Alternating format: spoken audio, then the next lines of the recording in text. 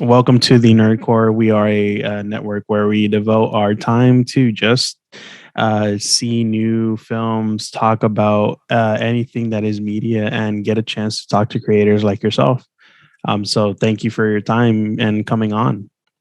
And thank you for inviting me. And it's my pleasure to talk to you. Yeah. Yeah. So normally I allow the creators, the whoever guest I have on for the film, to talk about their film or give a synopsis for the film. So would you like to do that? Yes. Song Sparrow, which is the name of my film. It's actually my second short film, which is about immigration.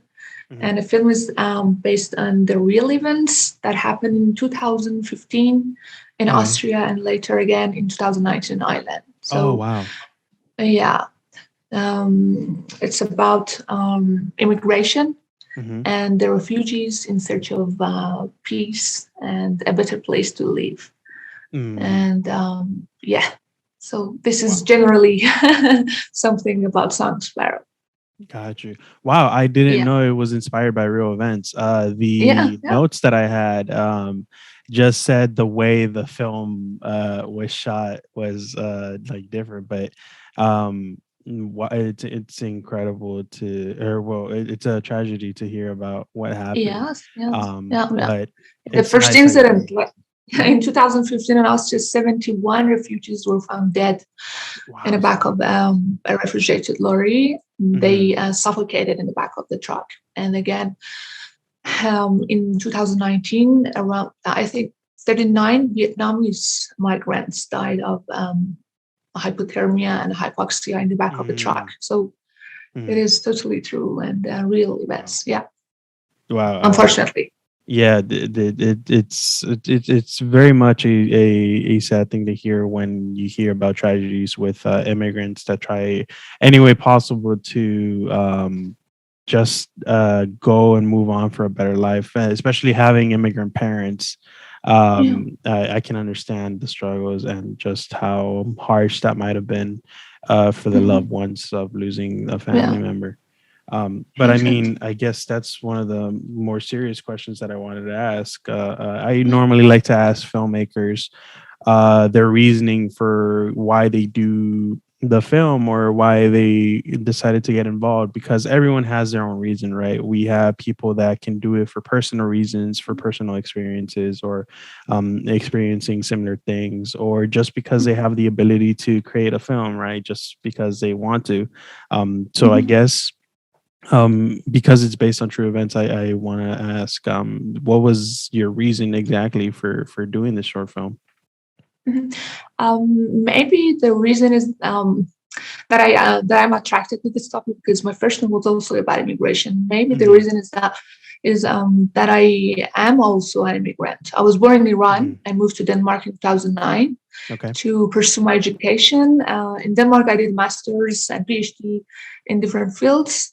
Hmm. But I was fortunate enough to have a more convenient life, and it was just a privilege to be in a more favorable position to consider immigration in a safer way, meaning Yes. that I got a student visa and came here and came to Denmark easily. Hmm. But still, I'm an immigrant and I can imagine myself in their place and I can feel them. So I think it's not something that anybody can ignore it or just close eyes on. So for me, Definitely. that was the main reason. Yeah. Oh, okay. Yeah, no, I Yeah. mean that definitely is a good reason nonetheless. For your rebrand, as you'd say. We Yeah. I hope to see the next films that you do and see what you come up with, because this film was very much. I noticed going through the film up until the end, it didn't actually have dialogue, and as I saw the credits, I'm like, wait, nobody actually talked, but I was so intrigued by the story and just the emotions that the visuals and sound design were giving off, that it completely told everything it needed to say. Um, Mhm. and I wanted to ask with that, how was it working with the audio and visual items in post? Because I know it had an editor. And I was wondering, how was it working with it in post, and did you have any help in hand in choosing what goes in and what goes out of the sound and audio, or did you just allow your editor to take full control of that, or did you guys have a sound designer? Well, actually, I had a sound designer, but we had a big discussion whether the sound should be like animation or it should be more close to real sounds. So finally, we decided to go for the real sounds, not like a cartoonish or Yes. animation type. So yeah, we discussed a lot, and Mhm. yeah, I had a really good sound designer, Ramin, who's Oh, really okay. professional. So yeah, it was not that easy because I'd imagine. I also talked to a lot of great composers about having the music on this. Hmm. But finally, we decided not to go for any kind of music because it was clear enough not to, and there was no need to add any music to elevate the emotional impact or anything. So Yes. only sound could work best for this film. Yeah. Got you. Yeah, I mean, Yeah. it definitely sold everything I feel you wanted to show, because the realistic sounds from the bang to the people Mhm, near the third act, just having that frightful chatter mhm, and grunts, really just like I could feel their emotions in those mhm, scenes. Um, and for the film itself, I know it's dedicated to be what I believe is a drama, correct? mhm. Yes, Um, yes, yes. there was. I did want to ask. I wasn't expecting. Normally, with dramatics, you get the suspenseful sense, right, from like what we could see with the people banging and doing drastic things, from taking Mhm, each other's clothing. There were, think if I counted correctly, were three scenes, frame by frame, where the it went to a very much I wouldn't call it horror, but it was very much a terrifying thing where we see people, I guess, seeing things in the truck, maybe mhm. because of the hibernation and everything. Yeah, And exactly. I wanted to know what kind of brought you to add in that horror aspect from the people seeing things that are not there to a monster creature with like Mhm, no eyes and just a mouth for a mhm, face. mhm, What kind mhm. of brought that inspiration? Yeah, actually, this is this is a drama, but also it's a horror Oh, okay. because what happened in the back of the truck Yes. in the real world is really horrible and it's really Yeah. frightening. So in my idea, it was okay to add something even more scary Yes. than those monsters, but Mhm. also considering the physical situation of the people in the back of the truck, they could fall into a situation that they imagine some things Yeah. or they could see a lot of things that they're not real. So yeah, it's like a nightmare when they see themselves close to death. Mhm. So it's probable or it's possible for people to just imagine a lot of things, like the old man who could Mhm. see his death in a Yeah. coffin. So yeah, I hope that I answered your question. Was Yeah, it no, your you question? did. You did. It's very much those things where I take into Mhm. consideration of what exactly, because everyone has a definition for what horrifying is, right? It could be monsters Yeah, to what you were saying about the realities of the event. So, yeah. yeah, no, it's very Mhm, much answered. I mhm, guess for my last couple two questions, on a more mhm, lighthearted note, I know this was, as it had in its notes, that it wasn't a typical animation film, because of the way you filmed it. It said it was classified as a live action, and yeah. I can see how that would work based on the movement of the puppets, which Mhm, are animatronics as well as I Yeah. saw in the credits, and just the movements of the eyes and just body. Yeah. So how was it working with that style of production? If I haven't seen your first film, but I do want to. But I don't know if it did the same route of the puppets and animatronics. Mhm. So what inspired you to go to this route, and how was it working with it? Yeah. Maybe it's because I haven't studied anything related to film, so Hmm. my education was totally different from the cinema Gotcha. and filmmaking. So Yes.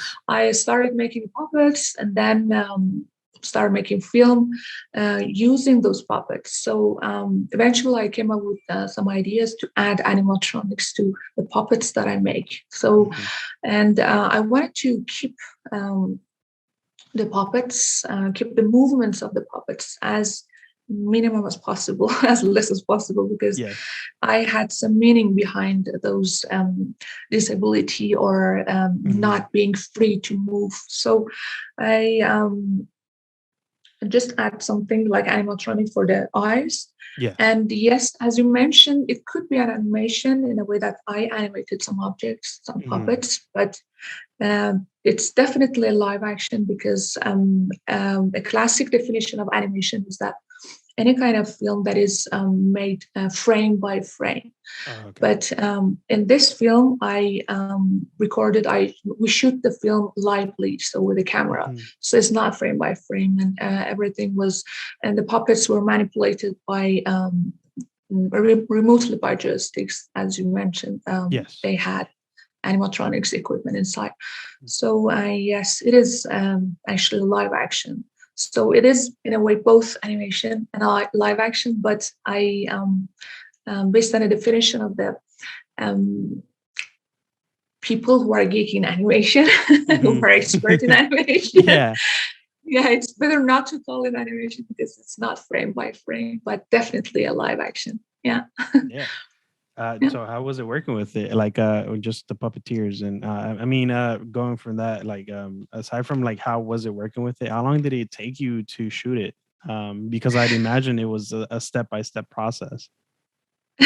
No, it was not step by step. It Oh. was really difficult because um, it was live, and the puppets that I make, they're not suitable for any kind of puppetry. So no Oh, okay. puppeteer could handle it. So I had to handle them and move them myself. Oh, wow.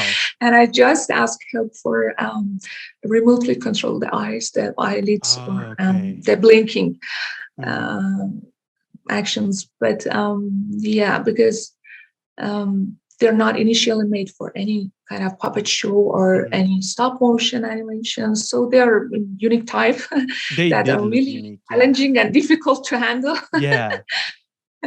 Wow. I mean, Yeah. that's incredible to hear. And they're I so wasn't big, expecting that. actually.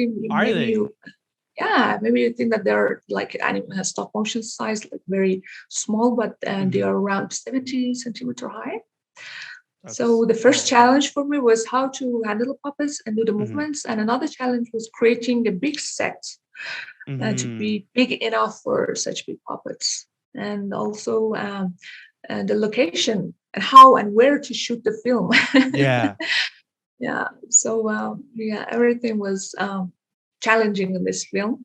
Oh, Also, I imagine. considering the fact that it was my second experience in Hmm. making a film that there was no reference for that because Yeah. I was used. Yeah.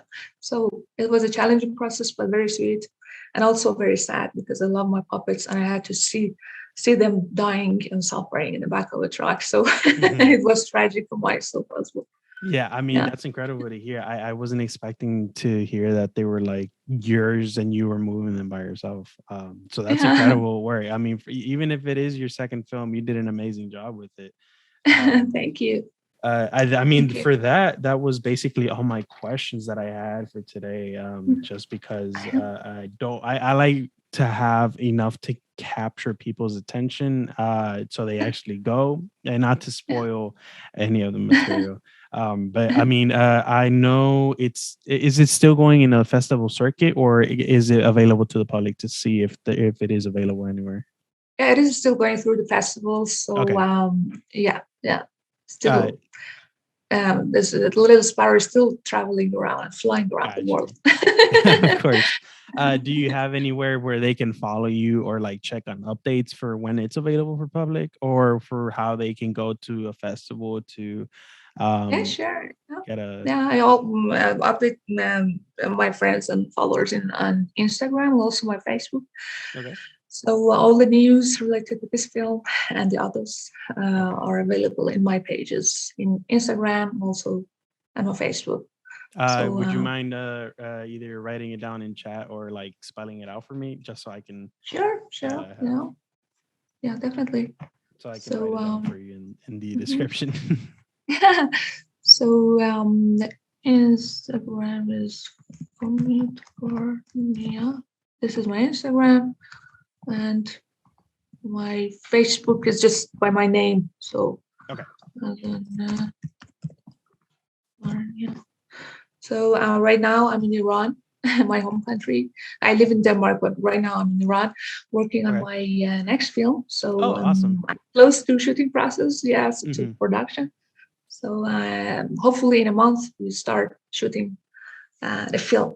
So Oh, I and mean, you know I would hope everything. to have you back to talk about that film as well.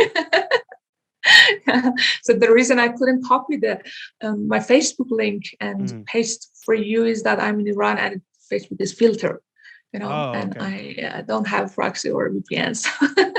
Oh, okay. Yeah, yeah, yeah. So, but you can find it just by my name. Okay. I think I have it. Let's see. If not, we will definitely email you just to reconfirm everything, and we can have it set up. But I mean, thank you Yeah. so much for coming on and talking about your film. And even though we had some technical issues at the beginning, we managed to get through with it. Yes, So yes. I do appreciate you for sticking it through with me on that, Thank since I've you. never experienced that before. But yeah, I mean, thank you so much for coming on, talking to your film. I always never stop saying the thank yous for that, because it means so much to us here. But yeah, this has been an interview episode with the Nerd Core for Song Sparrow. You can check it out with the links attached below, and we will catch you guys on the next interview, which is I will actually be heading right after yours. So thank you again for coming on, and I'll catch you guys later. Bye.